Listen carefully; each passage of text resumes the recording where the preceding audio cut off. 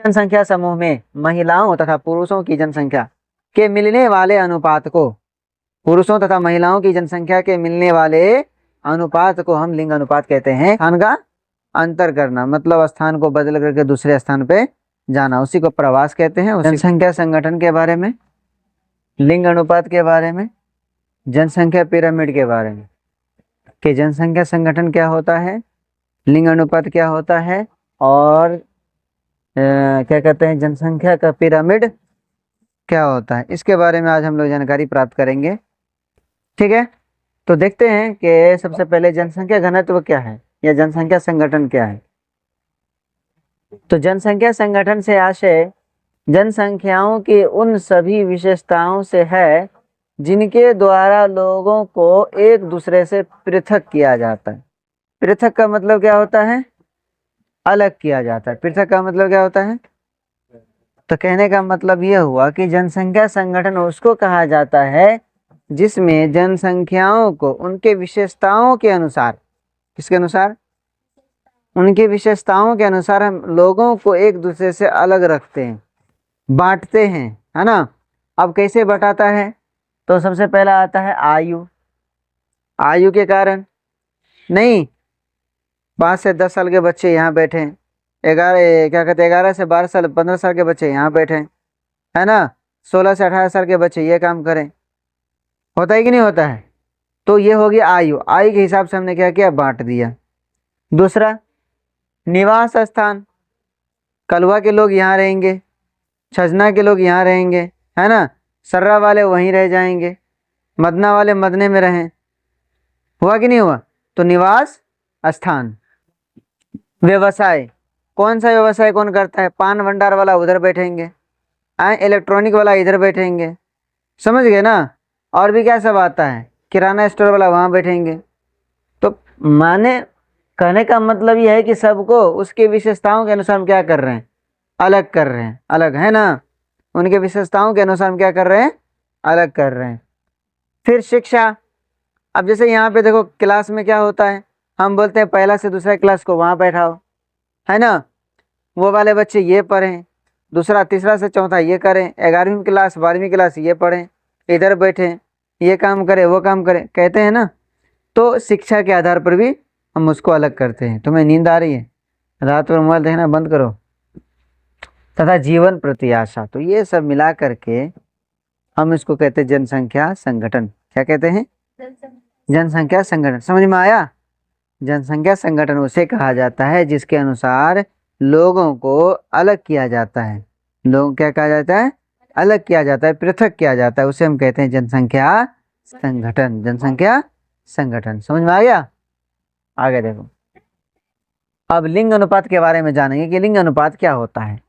तो किसी जनसंख्या समूह में महिलाओं की तथा पुरुषों की संख्या में मिलने वाले अनुपात को हम क्या कहते हैं, लिंग अनुपात कहते हैं। बात समझ में आया। क्या कह रहा है, किसी जनसंख्या समूह में महिलाओं तथा पुरुषों की जनसंख्या के मिलने वाले अनुपात को, पुरुषों तथा महिलाओं की जनसंख्या के मिलने वाले अनुपात को हम लिंग अनुपात कहते हैं, जिसमें लिंग अनुपात का सूत्र होता है पुरुष जनसंख्या बट्टे स्त्री की जनसंख्या गुणे 1000। पुरुष की जनसंख्या बट्टे स्त्री की जनसंख्या गुणे 1000, ये हो गया लिंग अनुपात का सूत्र।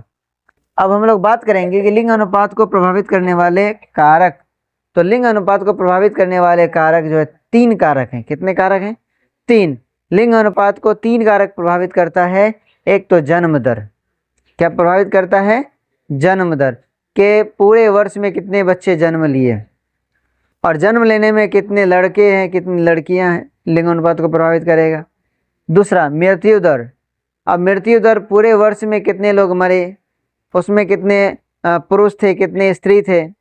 उसके बाद आता है प्रवास या स्थानांतरण, कि यहाँ से छोड़ कर के लोग कहाँ गए, और गए तो उसमें लोग कौन थे, पुरुष कितने थे महिला कितनी थी। आगे समझ में। तो लिंग अनुपात को प्रभावित करने वाले कारक कितने हैं, 3 हैं, जन्म दर, मृत्यु दर और प्रवास या फिर स्थानांतरण। प्रवास को ही स्थानांतरण कहा जाता है, ठीक है ना। स्थानांतरण का मतलब होता है जगह बदली करना, स्थानांतरण यानी स्थान का अंतर करना, स्थान का अंतर करना, मतलब स्थान को बदल करके दूसरे स्थान पे जाना, उसी को प्रवास कहते हैं, उसी को स्थानांतरण भी कहा जाता है। आया समझ में। अब है आयु संरचना। आयु संरचना क्या होता है? तो कुल जनसंख्या में विभिन्न वर्गों की जनसंख्या का मिलने वाला अनुपात, टोटल जनसंख्या, कुल जनसंख्या कितना है, उस कुल जनसंख्या में विभिन्न वर्ग, जैसे यहाँ पे वर्ग के बारे में बताया ना, तो विभिन्न वर्ग की जनसंख्या का मिलने वाला अनुपात क्या कहलाता है? आयु संरचना। आयु संरचना। तो कुल जनसंख्या में विभिन्न वर्गों की जनसंख्या के मिलने वाले अनुपात को आयु संरचना कहा जाता है। किसी प्रदेश या प्रदेश की जनसंख्या को 3 वर्गों में बांटा गया है। किसी प्रदेश की जनसंख्या या फिर प्रदेश की जनसंख्या को कितने वर्गों में बांटा गया है? 3 वर्गों में। कौन कौन से हैं? बाल आयु वर्ग। बाल आयु वर्ग 0 से 14 वर्ष तक की बाल आयु वर्ष हो गया। प्रौढ़ आयु वर्ग 15 से 59 साल तक प्रौढ़ आयु वर्ग हो गया। वृद्ध आयु वर्ग 60 से अधिक, 60 से अधिक जितना चला जाए सब आ जाएगा वृद्ध में, बुढ़ावस्था में। अब जनसंख्या पिरामिड क्या है? तो जनसंख्या की आयु और लिंग संरचना को प्रदर्शित करने वाले पिरामिड को जनसंख्या पिरामिड कहा जाता है। क्या कह रहे हैं? जनसंख्या की आयु और लिंग संरचना को प्रदर्शित करने वाले, प्रदर्शित का मतलब दिखाने वाले, प्रदर्शित का मतलब दिखाने वाले, तो दिखाने वाले पिरामिड को जनसंख्या पिरामिड कहा जाता है। जनसंख्या पिरामिड के प्रकार कितने हैं? 3 प्रकार हैं। विस्तारित होती जनसंख्या पिरामिड, स्थिर जनसंख्या पिरामिड और ह्रासमान जनसंख्या पिरामिड। ये 3 प्रकार के जनसंख्या पिरामिड होते हैं। अगली क्लास में हम लोग जानेंगे इन तीनों की डिटेल के बारे में, होगा तो जानेंगे, नहीं तो देखेंगे।